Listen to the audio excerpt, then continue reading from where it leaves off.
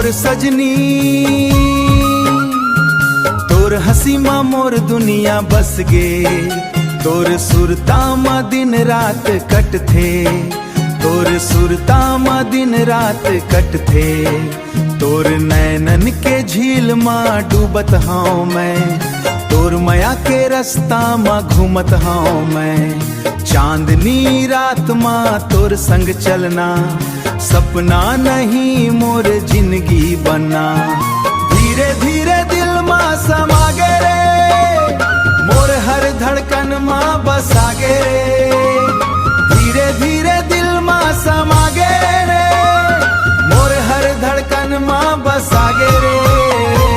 तोर माया के रंग मा रंगा गे हाँ, तोर नावला दिल मा लिखा गे हाँ। तोर माया के रंग मा रंगा गे हाँ, तोर नावला दिल मा लिखा गे हाँ।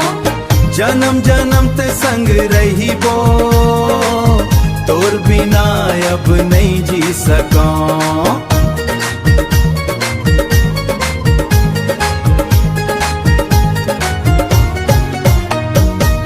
तोर गोठ सुन के मन मुस्का थे, तोर सुरता मायन जोर छा थे।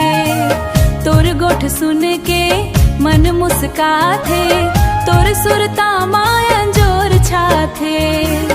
फूल जैसन महकत है माया, तोर संग लागे सुघर दुनिया। फूल जैसन महकत है माया, तोर संग लागे सुघर दुनिया।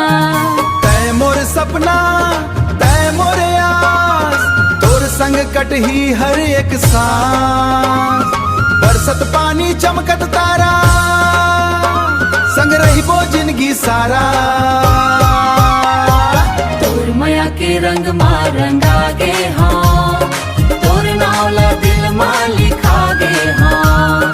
तोर माया के रंग मा रंगा गे हाँ, तोर नावला दिल मा लिखा गे हाँ। हाथ मा हाथ धर के चलबो, माया के गीत लगाबो। हाथ मा हाथ धर के चलबो, माया के गीत लगाबो। ओ मोर सजनी तोर हसी मा मोर दुनिया बस गे।